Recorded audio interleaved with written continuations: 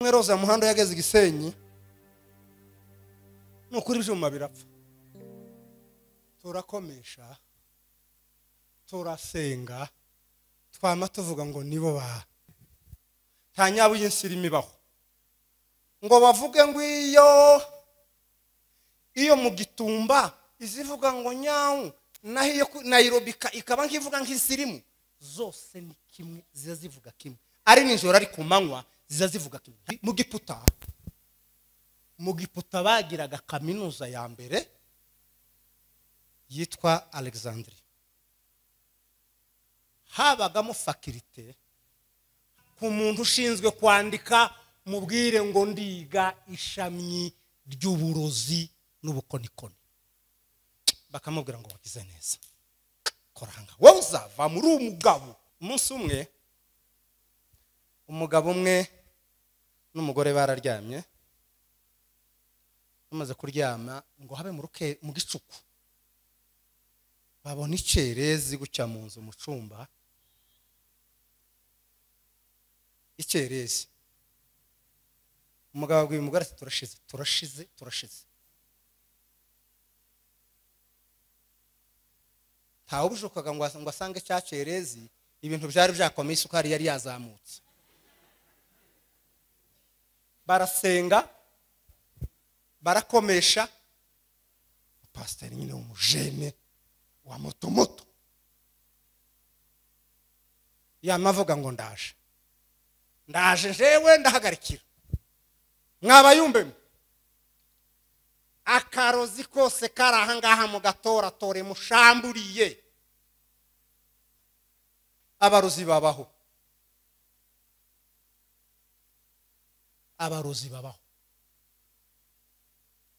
n'uyu munsi bariho no mu matorero bariho. Yesu ashimwe. Reka dusome mu gitabo cyo Kuva ibice ni 6 n'umurongo w'10. Uyu muvuga butumwa urangije aze kumfasha muri iriya Bibiliya yasomye Abami ba 2 4 no kuri 49. Uraza kuri 40 Abami ba 2 4 no kuri 40. Ubu nyine turasoma Kuva 7 no ku 10. Tubanze dusome. Mose na Aroni binjira kwa Farao bakora icyo Uwiteka yategetse. Aroni ajugunya inkoni ye hasi imbere ya Farao n'abagaragu be ihinduka inzoka. Farao nawe ahamagaza abahanga n'abarozi aribo bakonikoni bo mu Giputa, nabo babigenza batyo bakoresheje uburozi bwabo. Umuntu wese muri bo ajugunya inkoni ye hasi ziba inzoka, maze inkoni ya Mose imiriza abo. Ngaho nadufashe gusoma Abami ba 2 4 no kuri 40 no kuri 40. babagaburira iyo supu iryo tsinda ry'abahanuzi. Itonde babagaburira isupu iyo sosi iryo tsinda ry'abahanuzi. aba bahanuzi bose basomyeho batera hejuru bati, bagisomaho bavuza induru, yewe muntu w'Imana, ati wa muntu w'Imana we, iyi supu irarozwe, uyu mwita sinzi biburimo, ntihagira ushobora kuyinywa. Amen. Komeza hepfo. Bose barananirwa. Elisha aherako arababwira ati, Elisha aravuga ngo nimunzanire ifu. Nimuzane ifu. Ayiminjira mu nkono, ayiminjira muri ya sosi, ategeka umugaragu we kwarurira abantu kugira ngo bafungure.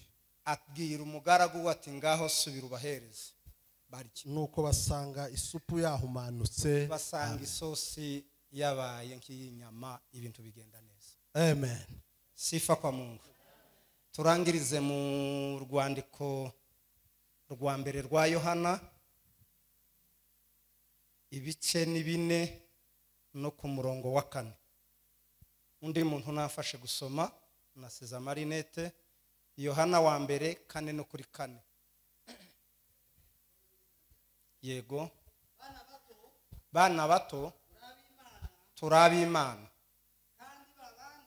kandi babandi mwarabanesheje. Impamvu mwabanesheje n'ukuri muri mwe aruta uri muri babandi. Amen. Amen. Hallelujah. Nitwa Makine Rukamirwa, ntuye mu Rwanda Gisenyi, ndi umupastori muri Blessing, ni naho ntuye aho ngaho. Nanezerewe nabonye abanyagisenyi bamwe na bamwe, mbona na Revera hariya duherukana kera pe. Namubonye ndishima. Imana iguheze umugisha. Hallelujah. Hallelujah. Aya magambo ngiye kuvuga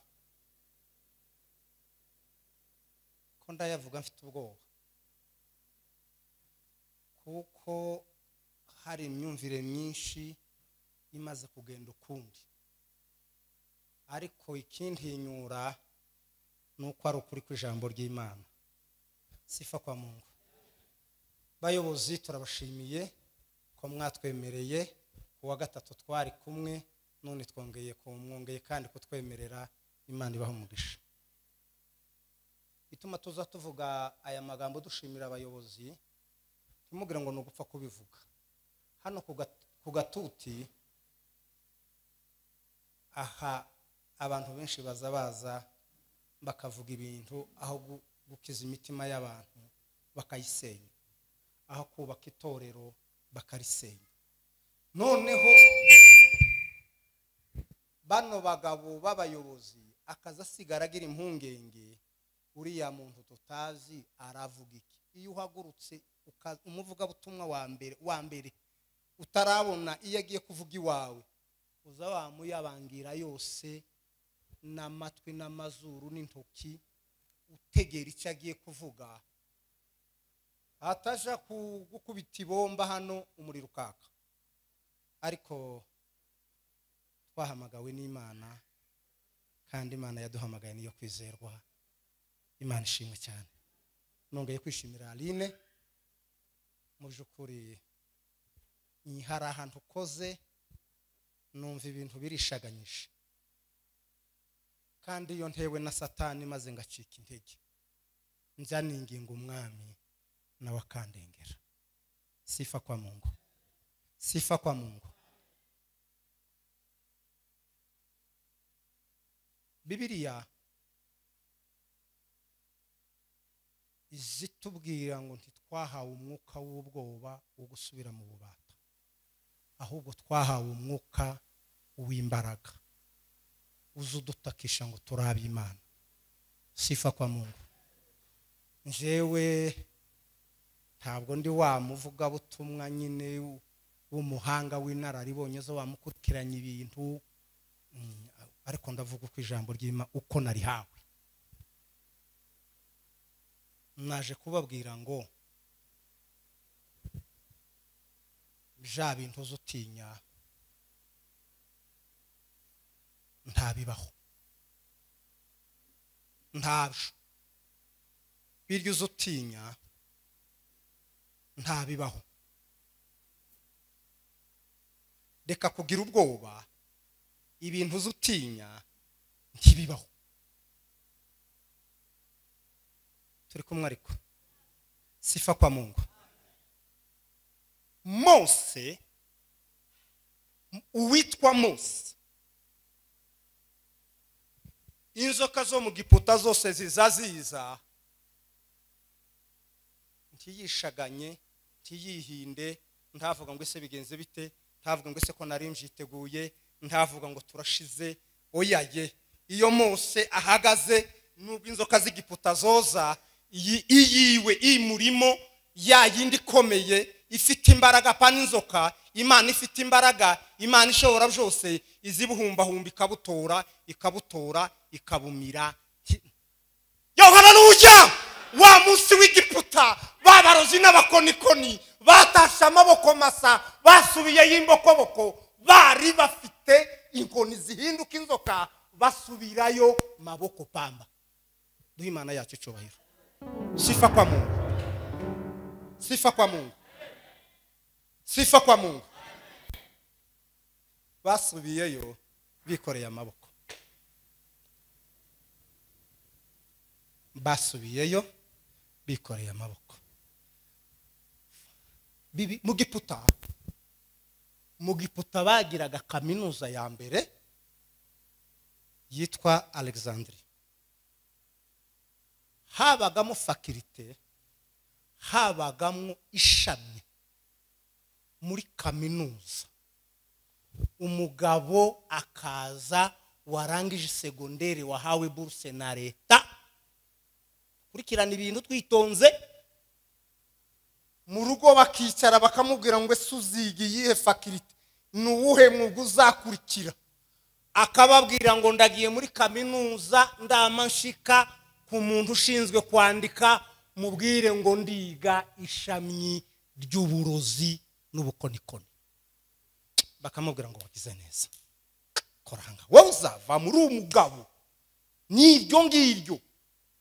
Akaza kiyandikisha profesere w'uburozi n'ubukonikoni, akigisha, bagakora ikizami, bamwe bagatsindwa abandi bagatsinda.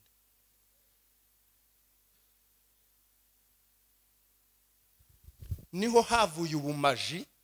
Ibi by'ubumaji muza mwumva n'ibindi, ashobora gusoma mu kiganza gutya akamenya amatariki wavukiye, akamenya niba uri imfubyi, akamenya nimba uzabona amafaranga cyangwa nimba utazayabona, bakabyiga byose.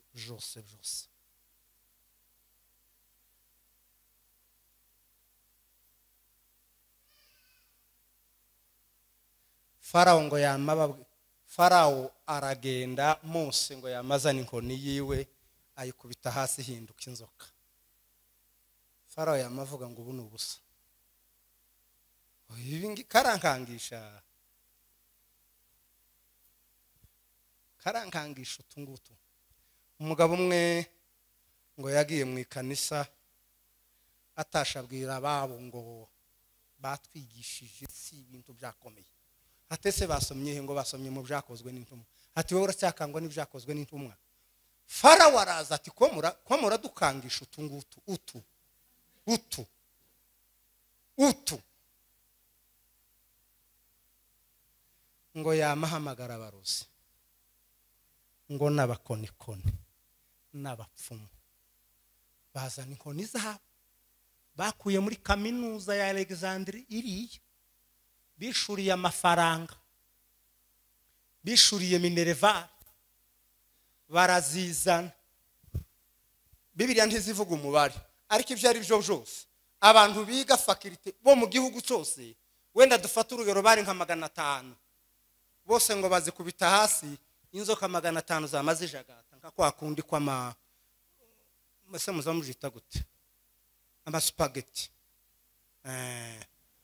kurya buza buguma kurirana. Inzoka 500 zamaze guma zigira gutya, ariko Mose kubera yuko yari afite imbaraga ntiyigeze yihinda. Tuvuge ngo amen. Sifa kwa Mungu.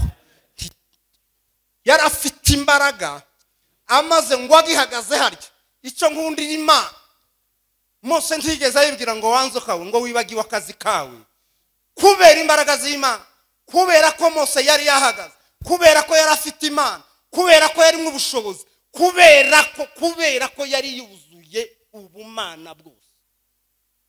Inzoka ye iribwiriza, yamigenda irabumiragura kuko umuntu azamira umuneke, ntabuze ukanje umuneke oyaye, irabumiragura ko ari 500 bwose bushirira mu nda yayo. Ngwi irangije akazi, yamihinduka inkoni, Mose arayitahana, abanyagiputa bataha nta mana bagifite. Tuvuge ngo amen. Sifa kwa Mungu. Ijuzu utinya ntabibaho. burya ivyo uzi utinya bongo mtupu.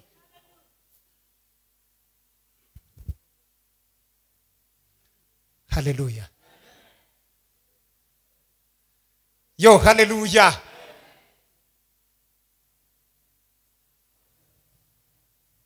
Umugabo umwe yabwiye uwundi ngo runaka yandamukije ngo nama numva umusonga kuva ahangaha aha mu rutoki gucya ngo ukaza wamukubitira ahangaha wahe wokaje habi ubwoba bwo busa bongo mutupu. Umunsi umwe umugabo umwe n'umugore bararyamye, bamaze kuryama ngo habe mu gicuku babona icerezi gucya mu nzu mu cumba. Icerezi umugabo abwiye umugore ati turashize. Ntawe ubishokaga ngo asange cyacerezi ibintu byari byakomeye, isukari yari yazamutse. Barasenga, barakomesha, barasenga urukerera ngo ruhe ruraba, barakomesha bavuga bati noneho sivyo mu nzozi si bya bindi kandi twakinze inzira kinze yose bacanye itara noneho ibintu byakomeye. Barasenga ngo bamare gukutwa umugabo arayaheba aravuga ati reka ngene nje kureba, ngo bashika amasanga nitoroshe batajimije.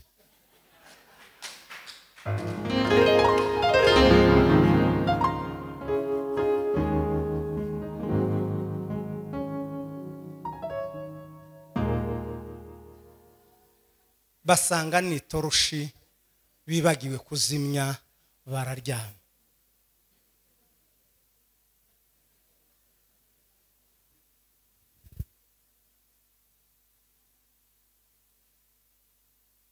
Barasenze bakaza bavuga kuri ruga bahe bakomesha. Twavuze ngo amen. Tuvuge ngo amen. Tuvuge ngo amen.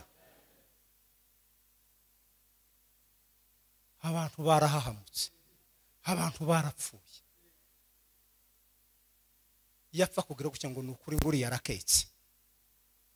Hano ntibibaho. Iriya mu Rwanda.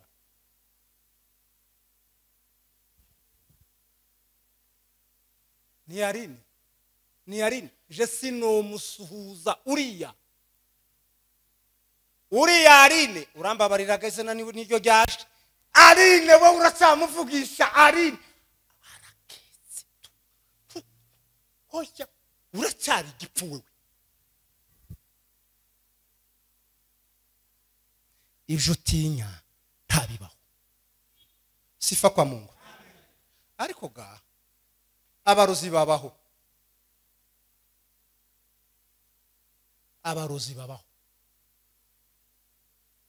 n'uyu munsi bariho, no mu matorero bariho.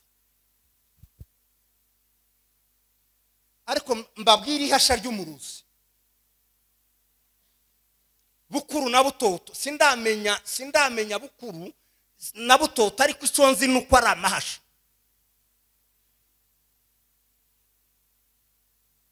Ariko Imana yangiriye neza. Tuvuge ngo amen. Ngwino.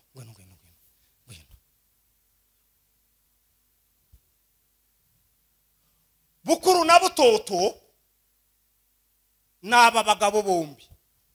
Urya murozi ni bukuru cyangwa ni butoto.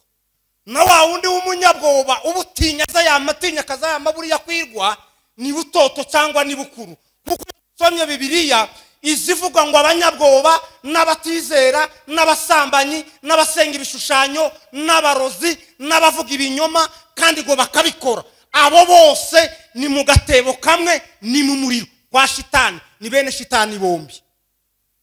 Ndabesha siko birivuga abanyabwoba n'abatizera n'abarozi n'abasambanyi n'ababesha ngo bakabikunda ndetse bakabikora, ngo n'abasenga ibishushanyo, abo bose n'abahasha n'abarozi. ni amahasha ni bukuru na butoto, kandi apana ya mahasha yandi ya fojimu, ni vrejimu. Ubabona gutya, ubabona gutya ntumenye umwe n'undi, kuko ubwoba niwo muzi w'ibibi byose. Ubwoba no kutizera nabyo kandi bigasubira bikaba amahasha. None byose ko bibaye imvange. Ubwoba n'uburozi ni bukuru na butoto. Ubwoba no kutizera nabyo ni bukuru na butoto. Nukuvuga ngo kutizera no kuroga n'ubwoba no kubesha n'ibindi byose, abo bose bajawe n'umuntu umwe, ise n'umwe, nyina n'umwe, muyomba n'umwe, mushenge n'umwe. Abo bose ni shitani proche, hafi. Mumpereye se cyubahiro, sifa kwa Mungu. Munishi yaririmbye neza cyane, yaravuze ngo paka kulia usiku wamezani wamelogwa. Ntibaza bumva icyo Giswahili, nibaza bagira ngo ni mpaka kulia usiku. Paka ni nyabo, paka kulia usiku. Akumva aravuze ngo nyao zuka dusenge twatewe baje. Nukuri ntage nyabe zaririmba ngo iririmbe nkarine ntibishoboka.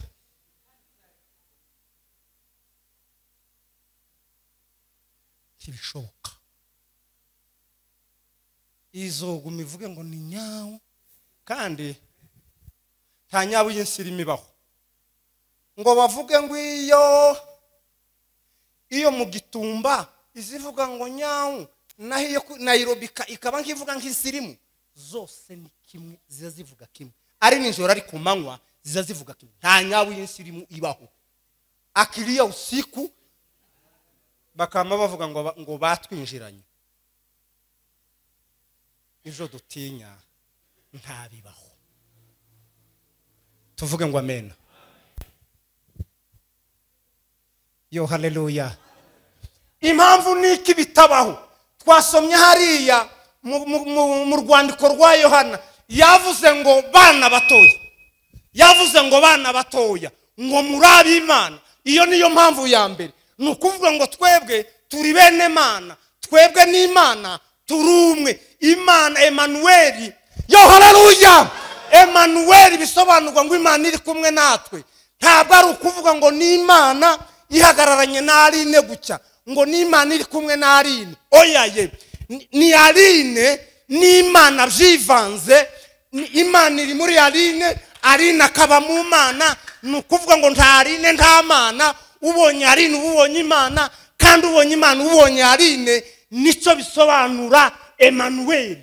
Emmanuel ntabwo ari kuvuga ngo ndi kumwe nayo, nukuvuga ngo ni jewe uyu nguyu ni Imana muri uyu nguyu. Pawulo yaravuze ngo sinjuriho, ngo ahubwo ni Kristo uri muri jewe. Duhe Imana yacu cyubahiro. Sifa kwa Mungu.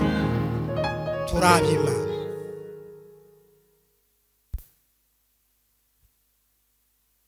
Tuvuge ishukuri. Tubanze tureke kuja mu mwuka, tugaruke hano si mmoja. Tubanze tuje hano kuri mmoja. Wabuzi kw'Imana ikurimo neza, ukabihamya, ukavuga ngo Imana iri muri njyewe. Imana iyi twize, iyi tuza tuvuga, iyiba mu bitekerezo byacu, iyi tuza twumva mu mutima, iyi tuza dukenera ngo ibane natwe, ikakubamo ukabimenya neza ko ikurimo.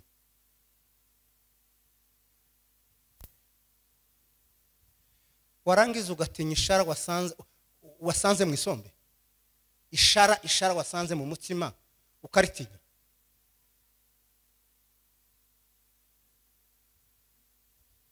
Ishara wasanze mu isombe uri gusekura, ukamuvuga ngo ko amashitani ngo ibintu byakomeye muje kurimena. Kandi wariguze nande? Ni bande mwahuye nabo? Kandi nahuye na Gode Bereda, twahuye twaganiriye. Gode Bereda simbizi na Saratieri hariya, mumbabarire nimba mvuze umuntu uri hano cyangwa uri mu rugo uko n'izina ryapfuye kuza. Twahuye na Godebereda none mvuye kuri kubita kuziko nambona ishara ribisi kandi narisekuye. Igihe narisekuye nta ryari ririmo, none ndahinduye gutya ndaribona. Wotinya ishara uzi ngo muri wowe harimo ikintu cy'igikopi cy'Imana ishobora byose. Turabimana kandi nguturimo. Iri jambo ndarikunda cyane. Uturimo aruta uri muri bariya, aruta uri muri bariya barozi, aruta uri muri bariya bagenda joro, aruta uri muri bariya bashinja, aruta uri muri bariya bacuraguzi, arabaruta. Uturimo uwo dufite, uwo twamenye, uwo tugendana, uwo twakiriye, aruta uri muri bariya. Yo haleluya.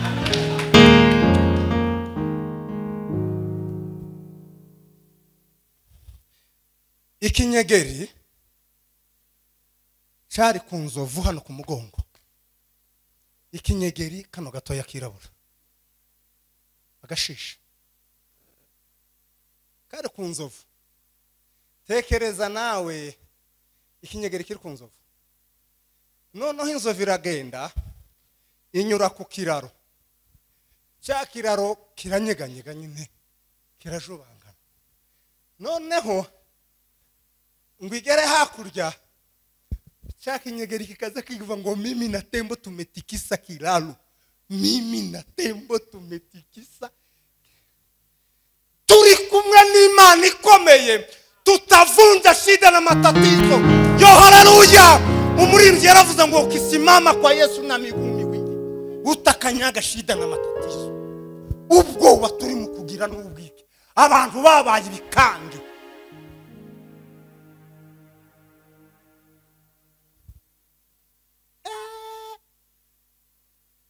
Savuga ishuri nubwo mpeze ibyisi byose sinoryamwe mwaruzariya sinorya.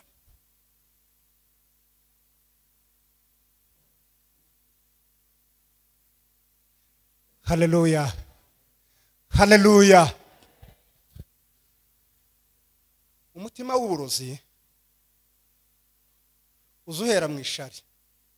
Buriya ishari ngo niryo shuri iyo ufasha leta y'ishari yo mu ishuri gishari bakaguha amanota nka 75 cyangwa 80 mu ishuri gishari iri kurikiraho ngo niryo burozi.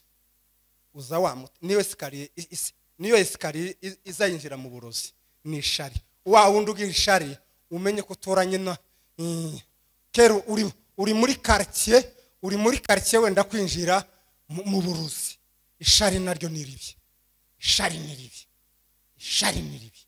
Ariko ku bana b'Imana, ku bantu bamenye Imana, twasomye Bibiliya yatubwiye ngo abana b'abahanuzi baragenda ngo bari bashonje, baravuga ngo nibagende baje kuzana imboga baje kuzisoroma. Amaze umusoro umwe ngo aragenda arazisoroma ngo yamazana imitanga. Uko gabakuriye hano n'abakuriye hari ahirya batakuriye iriya ngo baje kuvoma kuruzi imitanga ntibayizi. Amaze ngo barayikeka ngo bakora gasosi ngo bakora ngo bapfe gutamira gutya.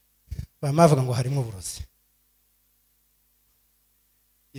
Isosi irimo uburozi.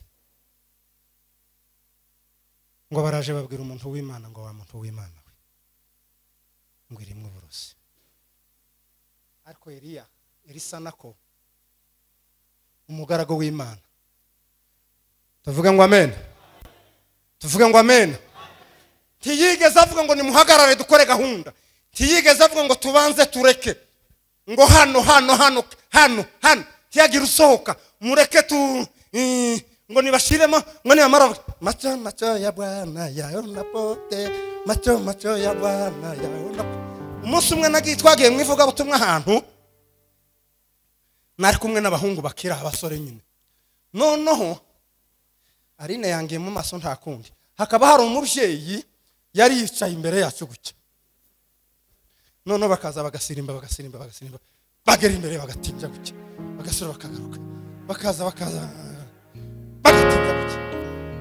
Ndavuga nta bantu baradukoresha penalty, turi abashitsi turi w'abandi. Ndaza mpagarara imbere ya wa mubyeyi, mpagarara hano, turi muri twagiye turi mu mwuka 180, baza ngasunika bagasubirayo akagiroke bakagaruka baza ngasunika. Ndangije umwarankurura arambwira ataho iriya bariyeri washize hariya ni yiki. Ndavuga ntise murabizi ko turi w'abandi, uriya muje muramuzi, none mwumukoraho abahungu n'abakwe n'abaramubiwe n'abandi bakadukubitira hano ko murabona ejo ko twobjukira hehe. Atafite amahewa so buryo ubwenge ni bwiza. Abwira mugenzi wangu ubwenge ni bwiza.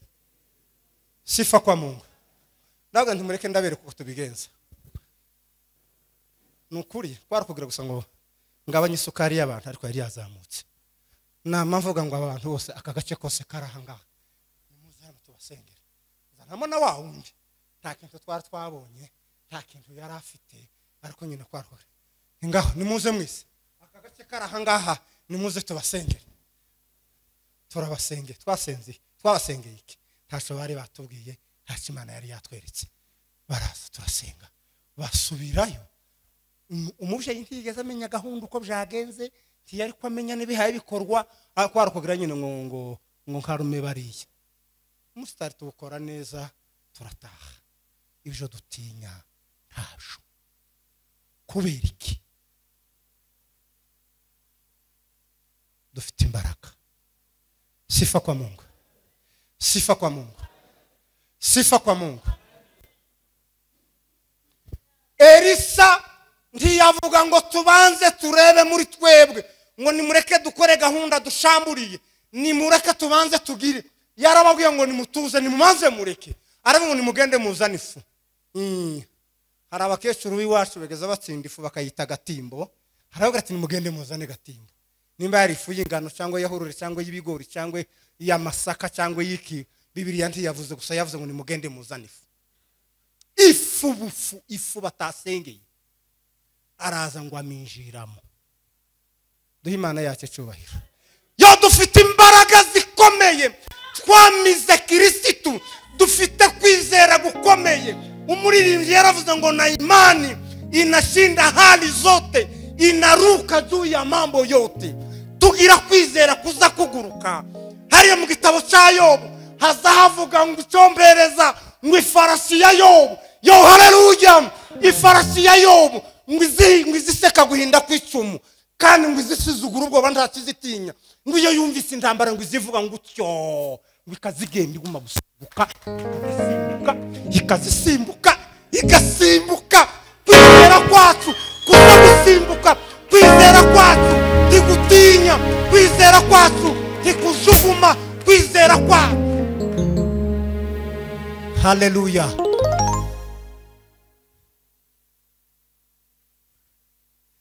Arababwira ngo nimuzane ifu. Ngo none nk'abakecuru umwe yamye yirukanka ndarirukanka barazizana ngo yamagenda minjiramo. Kireze kwino iyo sosi ntibigeze bayimena. Twavuze ngo amen. Ntibigeze bayimena.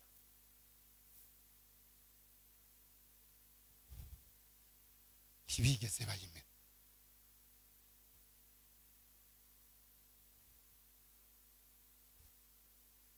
Barangiza aravuga ngo abwira umugaragu ngo asubire ubahereze. Iyaba nka bamwe baba bageze Gitengera, bahunze abandi bageze za Naivasha, bavuga ngo sako tuboneye hariya kuri Umoja muri Hope neza, bari babirunze twirukanke dukizwe n'amaguru. Bagumye aho ngaho. Elisa arababwira ngo ngano nibarye. Bariye bumva ni sosi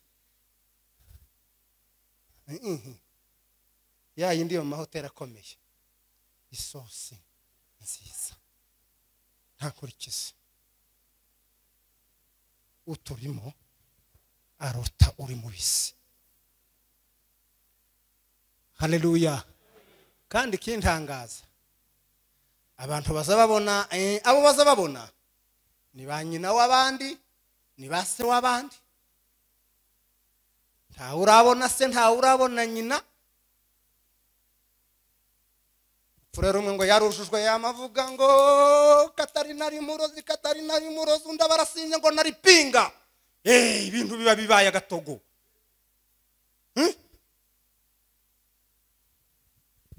Twamize Kristo umwuka agira Imana mwe nta kidutera ubwoba. Yesu yaravuze ngo ntimukaze mutinya abica umubiri, ababi barahari ngo nabica umutima, nabica umutima, abica umutima barahari. Kandi mureke mbabwire ukuntu barimo kwica umutima. Tuvuge ngo amen. Sifa kwa Mungu. Akamaza kwanyihasha hano akamambwira ngo nukuri Sideriya shobundi baramushamburiye n'umurozi kandi bamusufa igihwa cyanduruhiye kiresha nkukungu. None ga nabonye abana bawe baza bagenda igihwa cyanduruhiye kiresha nkuko kwa Sideriya. Abana bawe bazongere bajeyo abayisha umutima.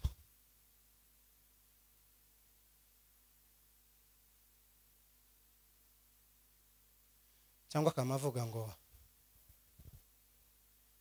ndabara Eric ndamwanga yangiriye gucya nuko ngo yego ni kuri ari mubi akabaramwisha yisha umutima. Ni Rutebuka uba muri Amerika ni mujara wanje neza gucyo umwana wa mushenge. Naramwinginze ngo nanyohereze n'amadolari 50 abana barwaye haba no arayisoma aransubiza ntiyansubiza aranyihorera. Ndinginga nkoresha za audio aranyihorera. Yewe ibiki nibiki ukavuga wa mutima wari mwiza wari inyange. Urutebuka kabarapfuye muri we. Muzamutinya abica imitima. Mwamara ngo araketse so gukeka nyine. Ese bavuga ngo gukeka no kugira gute? Gukeka none uwo muvuga ngo muraketse. Mu gitabo cy'Abakorindo 13 Abakorindo ba mbere hazavuga ngo urukundo rurihangana, urukundo rugira neza, urukundo ngo ntirugira ishyari kandi ngo ntiruzarukeka.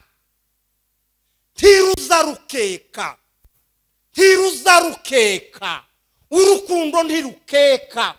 Urukundo ntiruvuga ngo birashoboka. Urukundo ntiruvuga ngo nafikiri na waza ubanza ariko bimeze. Urukundo ntirukekera umuntu ikibi cyari cyo cyose ngo rwizera byose rwiringira byose. Duhe Imana yacu cyubahiro. Sifa kwa Mungu.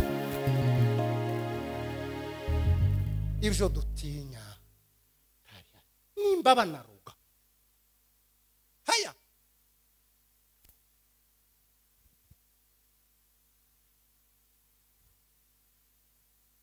Rosa yaravuze ngo wazee wale wapenda dogodogo ngo na wachawi nao ngo moto itawaka ngo juu ya miili yao. Wachawi nao jamani, moto itawaka juu ya miili yao. Bazagurumira bazakumuriro mubitondere bazakumuriro umunsi umwe. Ngo watakimbia chini ya miamba bazaja munsi y'ibitare n'imisozi bavuge ngo nyawo naduhisha amaso yiri yihaye tureba.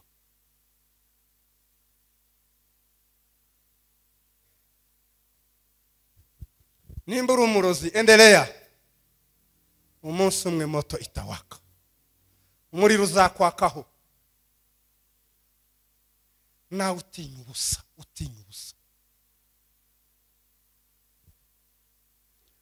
Twagiye ahantu mu kiriyo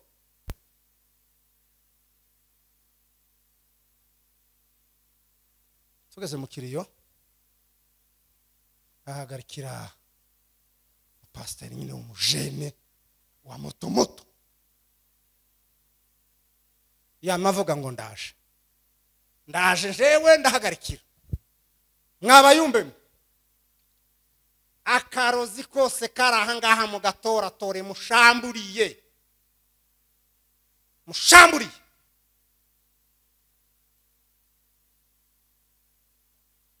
tugiye mu nama ya famiye ndababwira ntese yeme ibi ni ibiki twapfushije umuntu turababaye dukeneye amagambo yo kuduhumuriza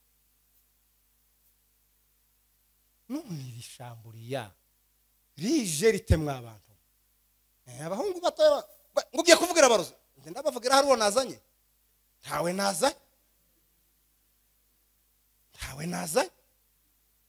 ntabo mbitse ariko si aho bashamburiye byarashize ngo nabo bagahomba ese mubwirwa n'iki ko bahombye iyo uhombagura reka ariko bashamburiye bikanga gushira ukazugira ngo none n'ibihumyo bya biguma gupfunuka mu butaka ndangije ndababwira ntese ahangaha sikiriyo cyacu hano harimo abagore banyu harimo bashiki banyu harimo abanyogosenge n'abanyoko wanyu uwo batungura hano ntimuvuge ngo kandi uriya muntu sinzi ko byagenze icyo dutinya Yesu yakimaze imbaraga icyo nashatse kuvuga Yesu yakimaze imbaraga ikintu yakimarwa no kuminjira mwagafu ifu yahurure gucyo kayiminjiramo ibintu bikaba bizima tuzagenda muri iyi isi yuzuye abarozi isi yuzuye ibiduhiga isi yuzuye abatwanga hariya uriya mugabo Theogene yararimbye ngo uzagenda ubisimbuka uzagenda ubabanaho bazoza bagushukurira imva Imana nayizi yifurire yo haleluya bazoza babicukura Imana izizisibe tuzoza tugenda tubisimbuka twarabiriye kuva tukivuka nubu ko turabirya ko turabibyariraho abana ko barababo ko turabashingira nabo bakabyara abandi uburozi buhari ko turagenda tubukandagira ese ko batatumaze ko batatwishe yo haleluya nuwo twizeye uturimo Revera uraturuta ndabona ari we mukuru kibavuze ubusangaho burya twagiye ku musitari mu mibunda ntibwari buhari bwarashize ntiwashaye abana ntiwashingiye ntufite abuzukuru ese uburozi bwavuyeho duhe Imana yacu icuba yo haleluya ikintu ndi mu kugendana agahinda k'abantu bitwa ngo n'abakozi b'Imana abantu bitwa ngo n'abanyamwuka abantu bitwa ngo bamara ngo yeye ngo runaka umunsi umwe Roza muhanda yageze Gisenyi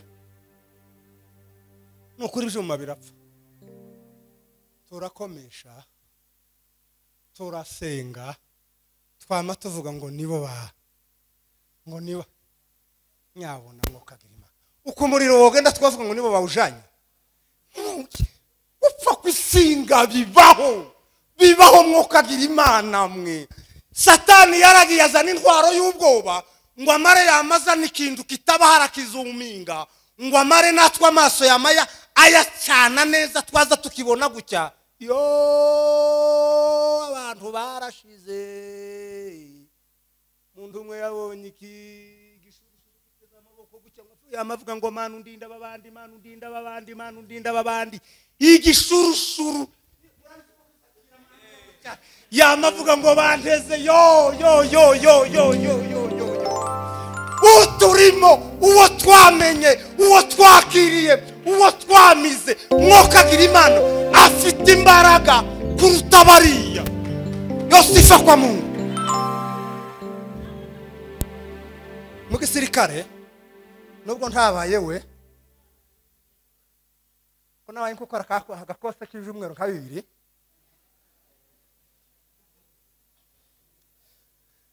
bazama kugira ngo waduhe ni muoga usimwogope ni muoga akikuona atakimbia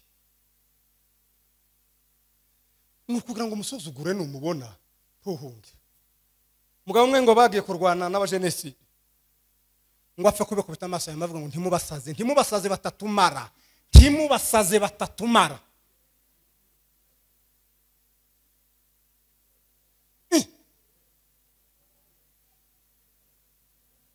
yagiye kurwana ngo apfe kubabona gucyo batararasa n'urwa mbere yamavuga ngo nukuri njewe ndabazi ngo bari twabacokoza botumara niko abakristo ubu bari mu kumera ugasangayo umwana w'umukobwa batangiye gufiansa ugasohoye save the date bakama bavuga ngo uri yaraketse kibibaho iriya birahaba no hakurya igoma n'iriya mu irucurubara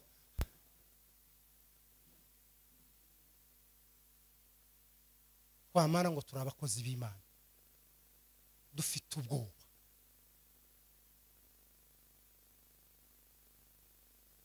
Imana dufite irakomeye nubwo inzoka zo mu giputa zose zigomba gukanga Mose igituma tugira ubwoba nuko tutaza twizera uwo twizeye ngiye kurangiza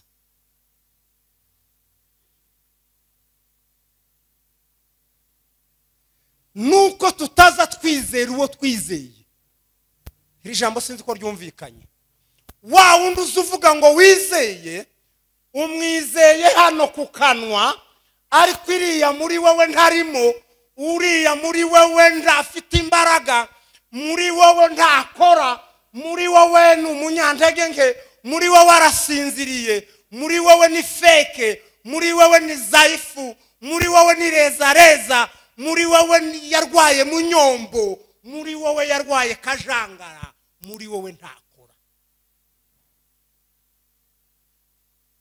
munsi umwe ngo ubwoba bwajanye no kwizera barashorerana ngo bagere ku kiraro ngo kwizera yamagaruka yamagitambukaho nta kibazo bwoba ngo aje kuhashika ngo akazamagenda kamba gucya yareba hasi gucya akamabona agiye kugwamo akamasubira agasubira inyuma kamavuga ngo ni harehare mu Kristo navyiringiro bageze kuruzi rwitwa kuruzi ari rwo rwambuka hakurya ngo barababaje ngo amazi aragera he amazi arangana gute barababwira ngo amazi ngo araresha no kwizera k'umuntu Yosifa kwa Mungu amazi araresha no kwizera kwawe niba ufite kwizera kwinshi amazi araba magufi nimba ufite kwizera gukeya ubwo nyine aragira metero 13 amaze mu Kristo ngo yidumburemo gute ngo yamavuga ngo ndapfuye ngo karabona ibigogo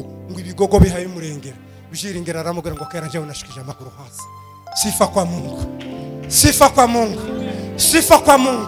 sifa kwa Mungu aramubwira ngo nukuri kera nje unashikije amaguru hasi yewe ni hagufi si harehare ntiyateye ubwoba atoya njewe narengewe undaramukomeza ngo amare kumukomeza yamavuga ngo nukuri naje ndamubonye ngo arambiye ngo nunyura mu mazi ntazagutembana yo haleluya nunyura mu mazi ntazagutembana kandi nuca mu muriro ntuzaje rwari uruzi rumwe ufite umuvumbo umwe ufite amazi amwe rutemba ruja hamwe ariko umwe ngo yakashikije amaguru hasi undi karavuze induru ngo kera yarengewe ivyo dutinya kibiho sifa kwa Mungu reka nkubwire wowe bitinya wabiriye inshuro zitabarika wabisimbutse inshuro zitabarika babiguteze ku manywa na nijoro warabisimbutse uriho kandi uzakomeza uriho nta mpamvu yo gutinya Mose ntazatinyishwa n'inzoka zo mu giputa Mose ntatinyishwa n'inzoka zo mu Giputa. Umuyumbe nyawe digne de son nom, wubziyumva kabigendera. Ntiyotinyishwa n'abaraketse, ntiyotinyishwa n'abaraketse. Araketse. Nimunyemere duhe Imana yacu icyubahiro. Sifa kwa Mungu. Bagabo ba mama, bijya tuza dutinya ntabibaho.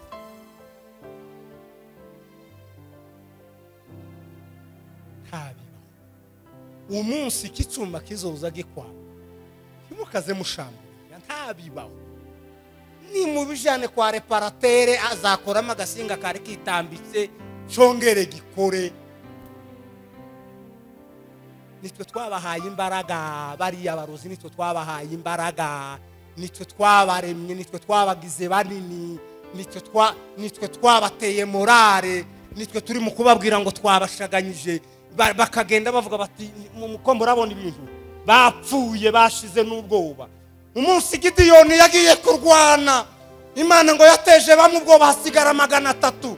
Nanone aragenda aramubwira ngo banza ugende wumva inzozi, wumva inzozi. Yamavuga ngo urankangwe ariko ndo urosuta namandota neza umutsima. Umugabo agiye ku rugamba ngo yabonye umutsima wikubita ku ihema ryabo ngo riraryama. Yo haleluya, haleluya. Umutsima wa gatimbo wirobe ry'umutsima ngo ryikubise ngo ku ihema ryabo ngo ryirigaramye. Yamamubwira ngo ni Gideyoni waje kudutera. Gideyoni amavuga ngo byakomeye, ndakomeye. Ubwo bamushiramo yari yabonye bakendereye. Nitwe twatumye bakomera naho ubundi turabarusha imbaraga. Sifa kwa Mungu, sifa kwa Mungu, sifa kwa Mungu, sifa kwa Mungu. Arikuza umuntu w'umusirikare wagiye kuri advance pata hariya akamabwira wabo ngo umutsima ngo watembagaye gucya umutsima pastor umutsima ngo wikubise ku ihema rirago habe nibuye sisi bene iyo ngiryo. Twatinze ariko mugende muve muri iyo si yo gutinya ibyo Kristo yamaze. Ibyo Kristo abongereza bazavuga ni confidence. Mureke twigirire confidence, mureke twigirire icyizere, mureke twumve ko dukomeye, turi kumwe n'umugabo ukomeye. Muri mje yaravuze ngo ndi kumwe nawe nzahoranisha, ndi kumwe nawe nzahoranisha.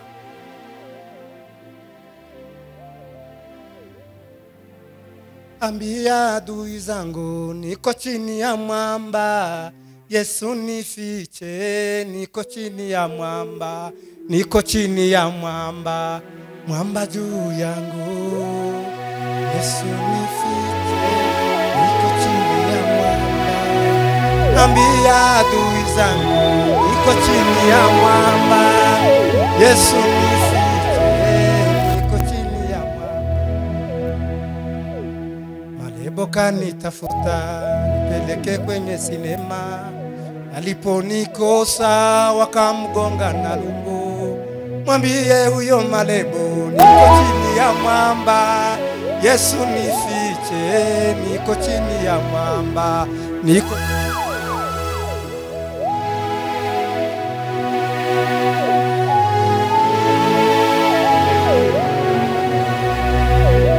ambia adui zangu niko chini ya mwamba, Yesu nifiche, niko chini ya mwamba. Tatu kanitafuta nipeleke kwenye vilabo, aliponikosa akili zilimuruka.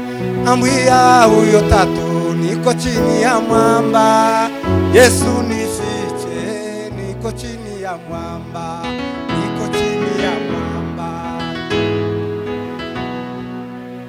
Yesu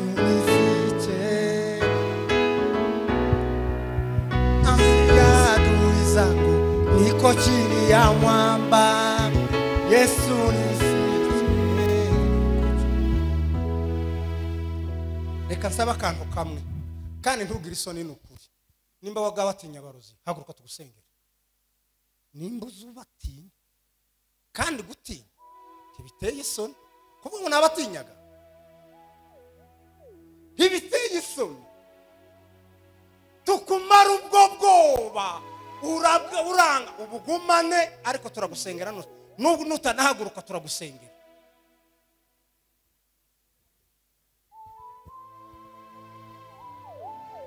Yesu ni tugutegereje. Yesu niwe nihishemo ya mbere y'ubuhungiro nacangura wa maboro ya mbere y'ubuhungiro umwami gitare gikomeye gikomeye kirakomeye umwami gitare gikomeye ya mbere y'ubuhungiro umwami gitare gikomeye gikomeye gikomeye umwami gitare gikomeye ya mbere y'ubuhungiro kumanywa mbere igicucu ya mbere y'ubuhungiro ambere itara nijoro ya mbere y'ubuhungiro wahaguruka nimugira ubwoba bw'abarozi kumanywa mbere igicucu ya mbere y'ubuhungiro